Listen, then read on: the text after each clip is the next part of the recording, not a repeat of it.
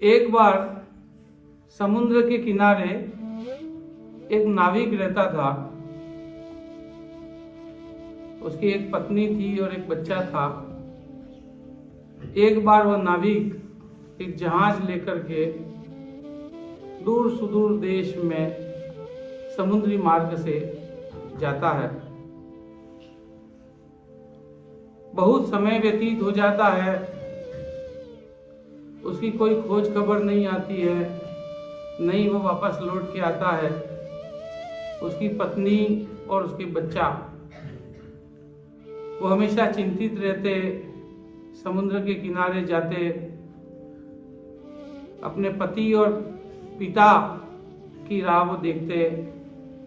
कोई भी जहाज नाव आती तो उसे अपने पिता के जहाज के बारे में जानकारी लेते।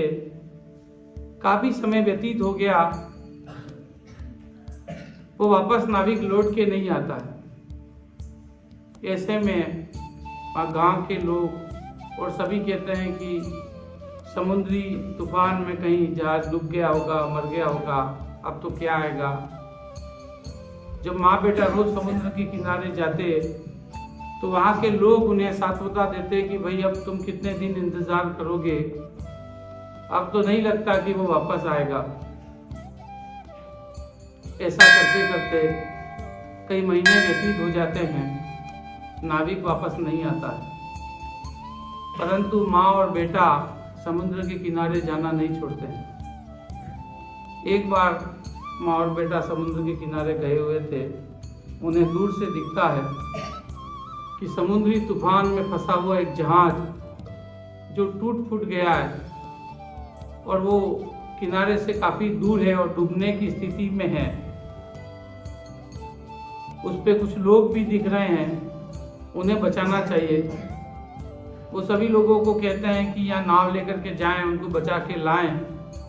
कोई भी व्यक्ति तैयार नहीं होता क्योंकि समुद्र में तूफान आया हुआ था और उस तूफान में अपनी जान जोखिम में कोई डालना नहीं चाहता।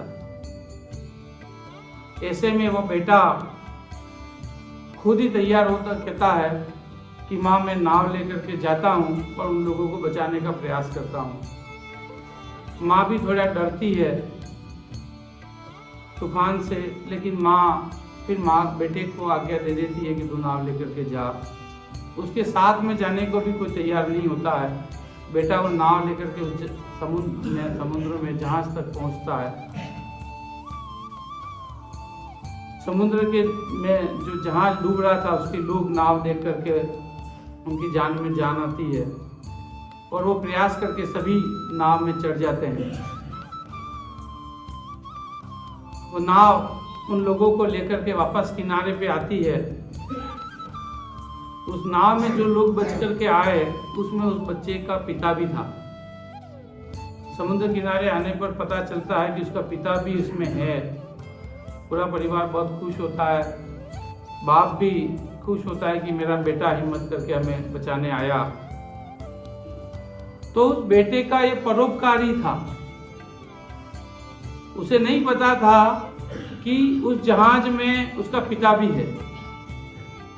फिर भी उसकी परोपकारी की जो भावना थी, उन लोगों को बचाने का जो उसका प्रयास था, उसकी वजह से उसका पिता बचा और परोपकार का फल तुरंत ही मिल गया। यदि वो बेटा परोपकारी की भावना से नाव लेकर के नहीं जाता तो शायद उसका पिता भी डूब जाता। इसीलिए गुरुजन कहते हैं कि जब भी परोपकार करने की स्थिति हो, हमें परोपकार जरूर करना चाहिए।